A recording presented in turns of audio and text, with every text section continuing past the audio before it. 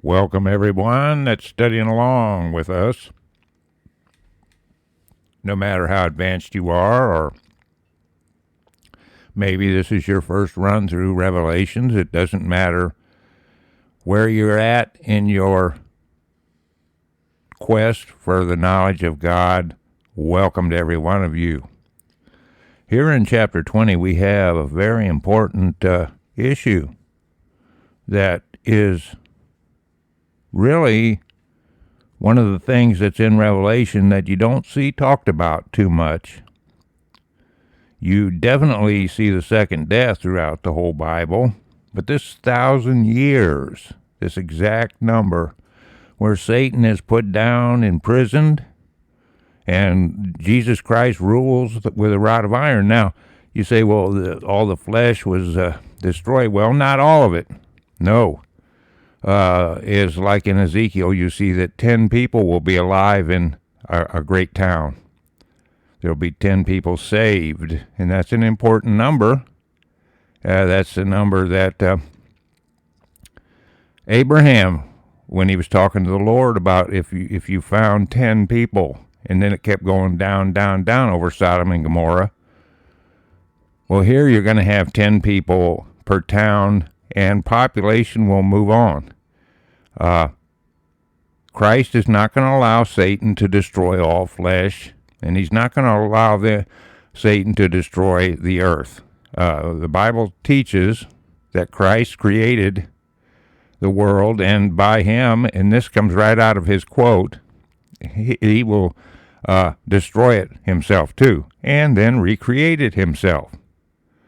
Okay, and here we have this imprisoning of Satan, but yet there seems to be a bad seed in some of the people, or they wouldn't be able to be deceived when he's let loose for that short season at the end of the 1,000 years. How could they be? You can't deny Christ because he's ruling the firmament of the earth. When Satan is let loose again, you have this great gathering, Gog and Magog. Now this is where it's at. Gog and Magog is well into the millennium, as people call this. They go down for good, and that's the end of it. And then there's paradise on earth forever for us. What a reward here in chapter 20. Okay, and but the second death is also explored here, and that is throughout the Bible. Okay, it just is. It's described totally. The second resurrection is an ungodly remnant of people, a very large population of ungodly people. So here in chapter 20, Satan is bound for 1,000 years. The first resurrection, they bless that have part therein, and Satan is let loose again. Gog and Magog, the devil cast into the lake of fire and brimstone, and then the last the resurrection, which is the second death, they call it, the double dead. So in verse 1, and I saw an angel come down from heaven, having the key of the bottomless pit and a great chain in his hand. And he laid hold on the dragon, that old serpent, which is the devil, and Satan, capital S, and bound him 1,000 years. Okay, you see, God gave Abaddon and Apollyon, which is Satan, the key for a moment. Well, now the angel of God is taking it back. And Satan is what? Imprisoned. Down he goes into the Kabbalist pit. You know, the one that the Kabbalists worship. They say their serpents of wisdom are coming up out of that pit. They actually draw pictures of it and everything else. They worship this abyss. And they're going to get their cup filled up full of this pit. How do you like that? If they don't come out of that Kabbalah forever. Baal is not God. All right. But anyway, he lays the chain on Satan. And 3, it goes on, and cast him into the bottomless pit, and shut him up, and set a seal upon him, that he should deceive the nations no more till the 1,000 years should be fulfilled. And after that, he must be loosed at a little season. Notice here how he's deceived the nations. Okay, and that's what we're living through today. There's one ghastly deception after another out here. And all the deceived minions following like jellyfish in the current. Okay? What happens to the jellyfish in the current? Does he not end up washed on the shore and baked for the birds to eat?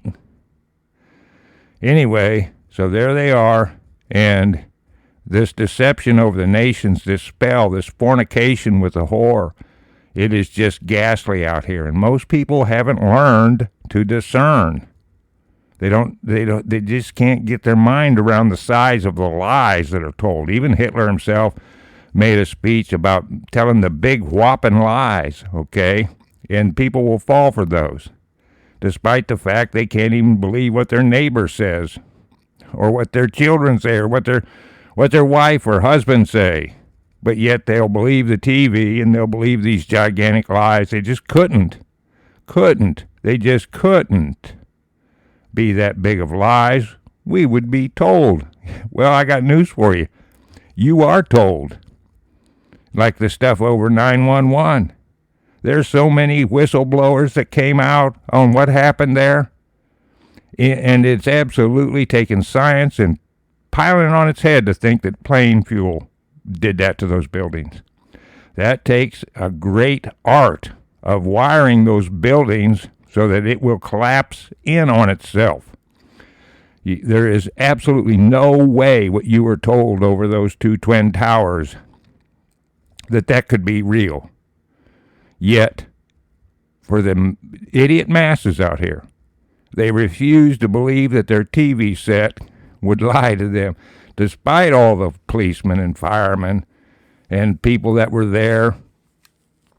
And the fact that Building 7 didn't even get hit, and they imploded that in on its own footprint. It's just impossible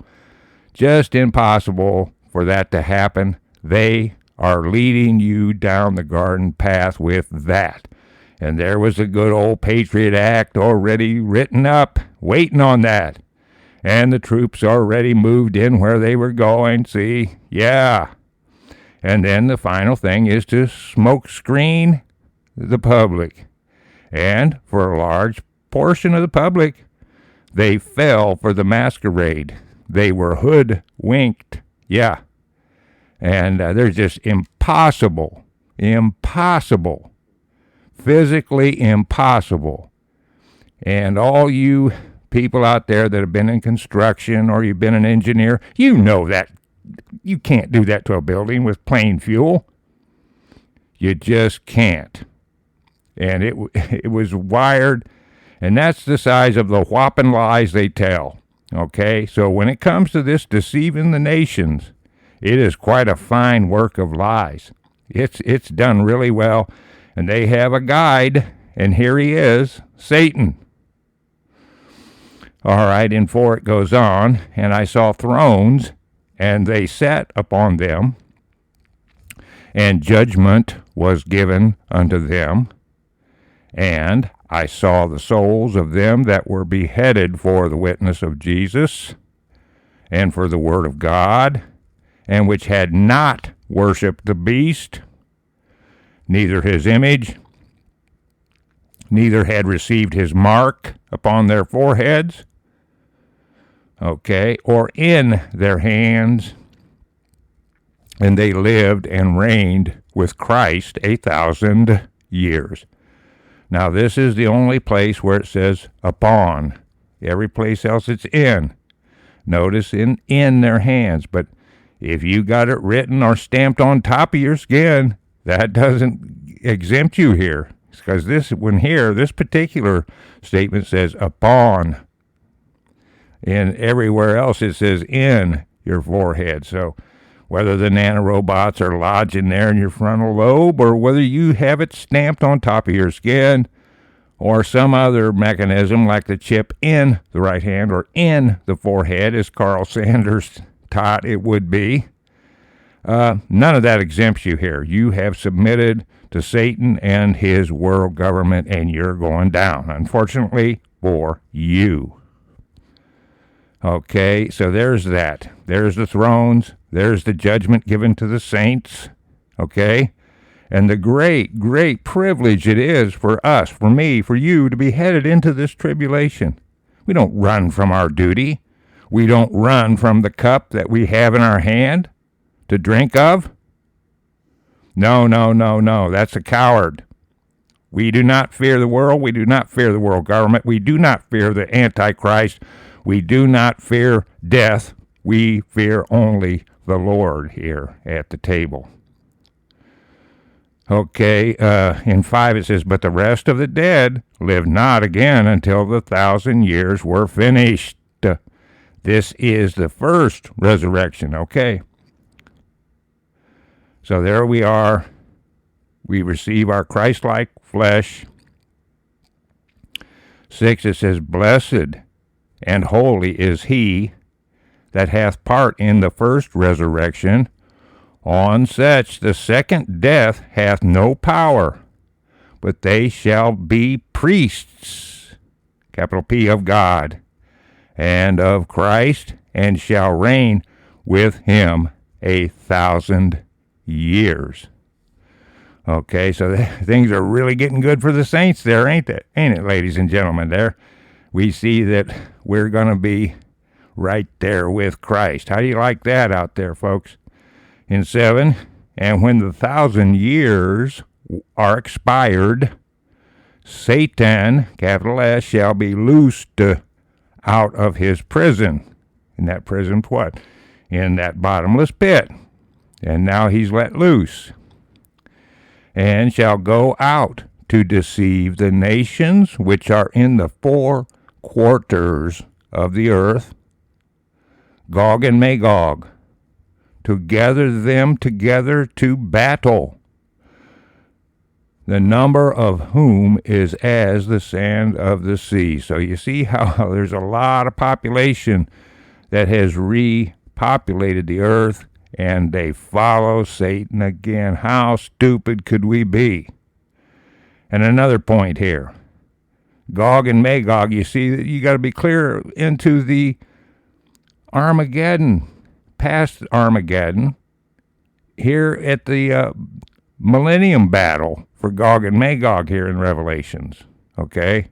Again, there's that spirit of gathering the armies against Christ. Yes, indeed, but listen, this Ezekiel battle where these deceivers out here like Eric Stakelbeck, who says this is Putin charging down, that's a lie.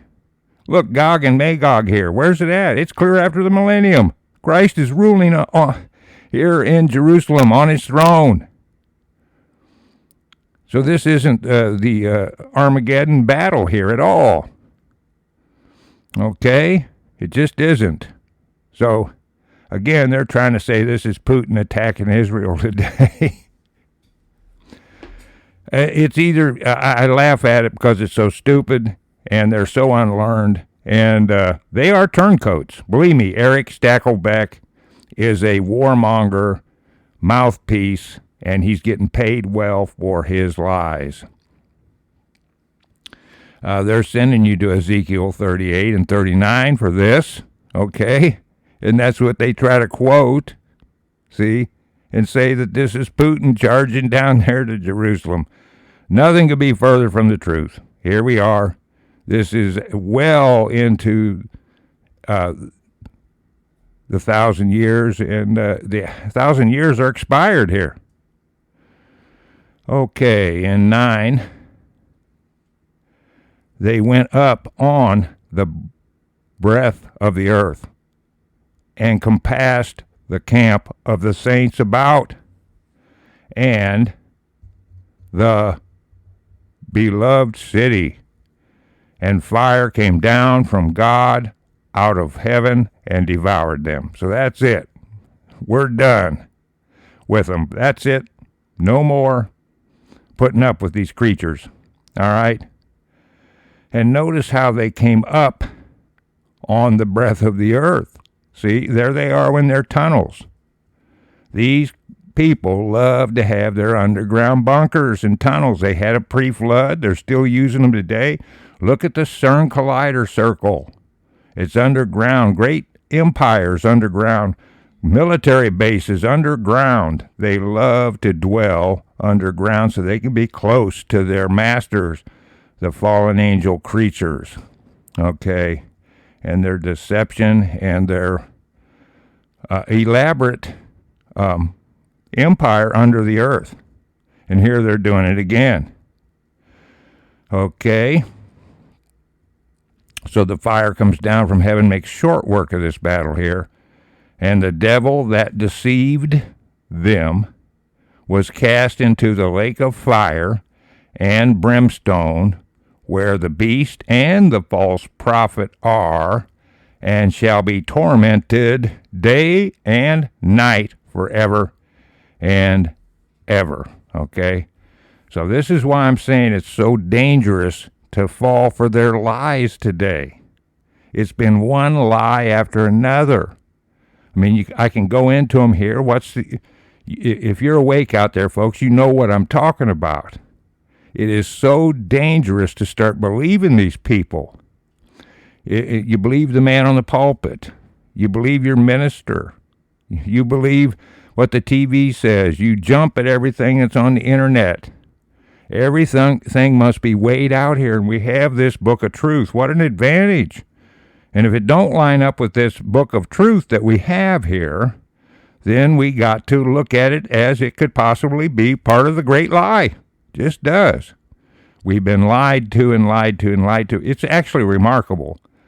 When I first started uncovering how bad the lies were, I wouldn't have believed it myself. It's taken a lot of years of research. And when I first was told that this is the way it is, that you couldn't believe anything on TV or on your newspaper, I didn't buy it. So if you're a little skeptical out there yet, start investigating because the time's short. But when I was young, I was a little skeptical about. I knew the lies were out here, but I did not have any idea how deep they would be. I just didn't. But there's been some eye-opening things over the years where you just catch them just plainly lying. And they don't have any blushing over it. They saddle up, they get caught, they turn around and try a different ploy on the public. It's amazing. But the lies are so deep, and if you don't analyze, you can be deceived. Look at this. They can't deny Christ is here. He's ruling the nations with a rod of iron. And here, Satan's released for a short season. And just think of the big whopping lies that he's telling everybody, okay, to get them to attack the saints again with this Gog and Magog millennium battle. There's some whopping lies being told them because they are what? Deceived again. And when you believe a lie, you are being deceived, okay? It's just the way it is. It's a very dangerous thing to do, and especially the people on the pulpit to the Christian that really thinks he's okay. And he's not okay because he's believing a liar that's on the pulpit, and he has another religion. Or maybe multiple other religions. He is Gnostic in nature. His words are Machiavellian. It does not matter to him. He has no moral compass. He's doing the will of his masters, and that's your normal preacher. Just is. And a lot of people will get highly upset at that statement, but it's true. It's absolutely true. And I'll tell you another thing. When they use their hand jive, their hand magic, you can't believe a word they say. They cannot be a Rosicrucian and preach. They cannot belong to the Ghost Guild and be fit to preach or anything like that. Any of the secret societies, they all are connected to the mystery whore religion in one form or another. And so you just cannot believe those people. All right, and it's so dangerous. You don't want to be deceived. No. Okay, so in 11 it says, "And I saw a great white throne, and him that sat on it, from whose face the earth and the heaven fled away, and there was found no place for them." Okay, like I said, we got a big recreation going to go on, and the Bible teaches that the sun and the moon will no longer be used. Okay, the Father, Son, and the Holy Ghost uniting together even closer than they are, and us being in the number, in the Spirit with them. What an honor.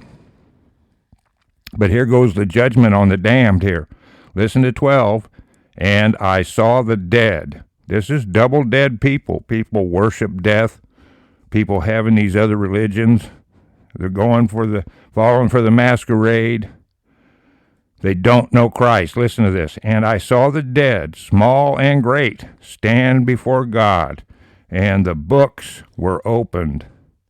And another book was opened, which is the book of life. And the dead were judged out of those things which were written in the books, according to their works." So they're going to hell, folks. That's it. There's no turning back. The door's closed. 13. "And the sea gave up the dead which were in it, and death and hell delivered up the dead which were in them, and they were judged, every man according to their works." Okay, this is it. This is the final judgment here.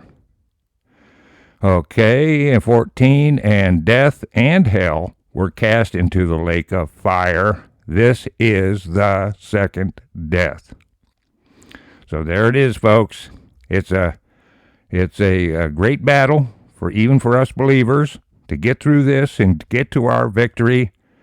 And if this doesn't motivate somebody to start taking it very seriously, I don't know what to say to them. It is serious business here, isn't it, folks? Okay, they're being judged, and death and hell were cast into the lake of fire. This is the second death. And in 15, "And whosoever was not found written in the book of life was cast into the lake of fire." So, you want to worship Lucifer? You want to have Bel? You want to have the Kabbalah, the Talmud, the Zohar? Oh, yeah. You want to try to marry those with Christianity out there? I'm talking to the occultist. You want to intertwine them and try to combine them with Christ? It will not work. There's no reincarnation. You're not coming back again and again and again and going to evolve into a god. Following Madame Blavatsky will take you to hell. Following Manly P. Hall, the very unmanly man, that'll take you to hell. Following any of these other ungodly satanic deceptions here that are out here in the world. Following Albert Pike, the great Kabbalist. Okay? Sovereign Grand Commander of Freemasonry and a Confederate general that helped to start the KKK. Is that who you want to follow out there, folks? I don't think it is. You don't want to follow the author of the KKK, do you? Come on. You're not a Nazi out there, you unbeliever. Grow up.